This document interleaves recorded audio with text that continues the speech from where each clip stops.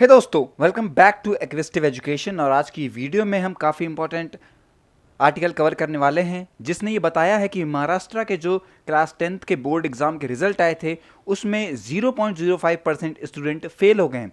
इसके पीछे की वजह देखने वाले हैं कि आखिर किस वजह से हमें यहाँ पे इस तरीके की जो रिजल्ट्स हैं वो देखने को मिले हैं। आखिर आप लोग में से बहुत लोग कहेंगे कि ये तो बहुत कम मात्रा है, आप कह सकते हैं, या फिर कि कम अमाउंट है, तो इससे ज़्यादा फर्क नहीं पड़ना चाहिए। लेकिन ये बहुत ज़रूरी हो जाता है क्योंकि इस टाइम पे जब आप लोग मान सकते हैं ऑनलाइन क्लासेस चल रही थी और हर एक कंडीशन जो थी वो बच्चों के अनुसार थी। आप कह सकते हैं घर में आराम से पढ़ाई कर सकते हैं, लेकिन उसके बावजूद हमें काफ़ी कुछ ऐसा देखने को मिलता है जहाँ बच्चे फेल हुए हैं। अभी ये बात सिर्फ फेल होने की नहीं है, हम लोग आगे वीडियो में ये भी देखेंगे कि फेल होने की क्या वजह है और किस वजह से ये बच्चे फेल हुए हैं। सब कुछ हम अपनी आज की वीडियो में इन डिटेल डिस्कस करने वाले हैं। तो अगर आप लोग ने मेरा चैनल सब्सक्राइब नहीं करा तो सब्सक्राइब कर दीजिए, क्योंकि वही मेरा इकलौता मोटिवेशन है वीडियोस बनाने का, और मैं रेगुलर वीडियोस अपलोड करता हूं। तो यहाँ पे करंट अफेयर आपका बहुत अच्छा कवर हो सकता है। मिलते हैं, अब लास्ट में मिलते हैं और बात करते हैं आगे कुछ और।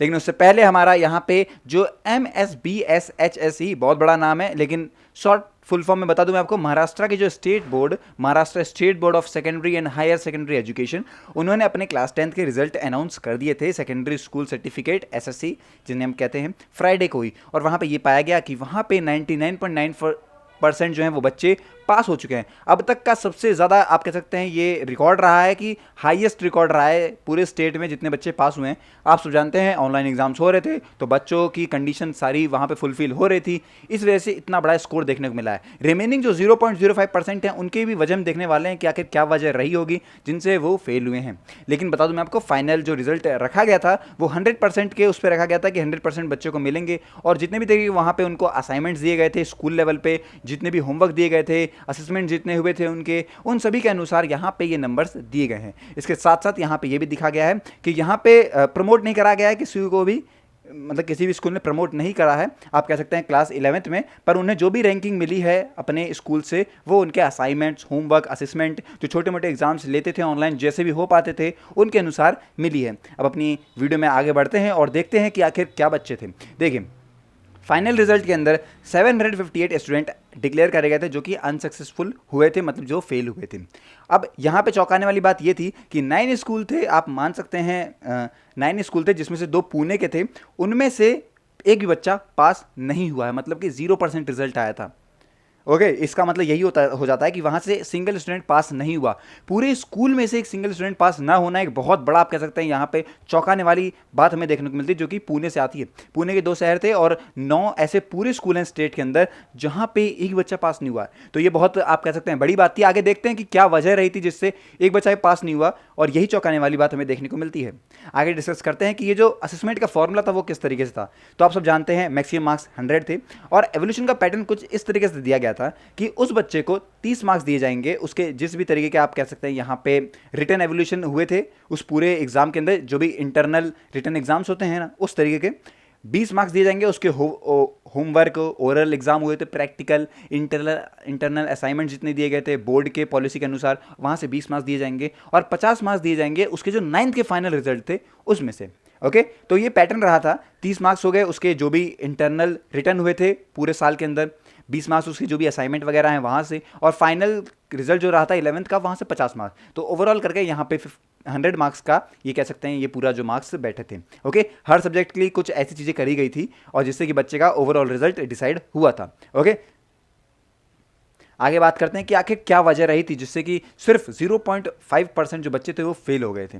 देखिए, बता दूं मैं आपको, इस साल बच्चे बैठे थे अप्रॉक्सीमेटली 15 लाख लोग बैठे थे, और 15 लाख में से देखिए 0.05 का ऐसा मतलब नहीं होता, मैंने आपको यहाँ पे गिनती दिखा दी थी कि मात्र इतने 758 कुछ बच्चे थे जो कि फेल हुए थे सिर्फ। उसके बाद सारे बच्चे पास हो गए थे, उन्हें प्रमोट कर दिया गया, अगली क्लास में वो जा चुके हैं, अब वो वहाँ पढ़ाई करेंगे।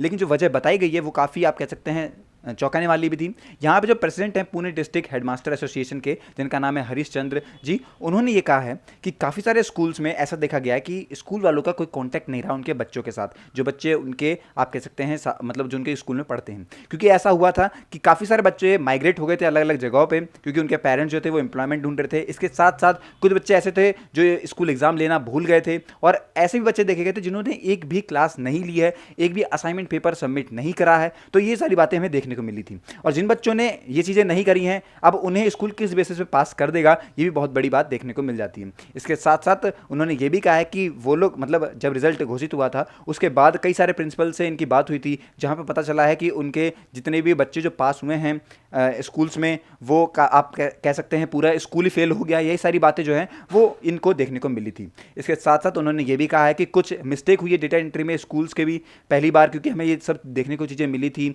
यहाँ पे बच्चों को आप कह सकते हैं एक नया एक्सपीरियंस मिला था, टीचर्स के लिए भी, मतलब सबके लिए एक नया एक्सपीरियंस था, जहाँ से हमें ये थोड़ी बहुत अनसक्सेसफुलनेस देखने को मिलती है। ओके दोस्तों, और यही चीज़ पता चली कि 9 स्कूल ऐसे थे जिनमें से 0% रिजल्ट देखने को मिला, जिसमें से 2 पुणे डिवीज़न के अंदर आते थे, और आप कह सकते हैं 4 जो थे वो नागपुर से थे, 2 मुंबई से और 1 नासिक डिवीज़न से आता है।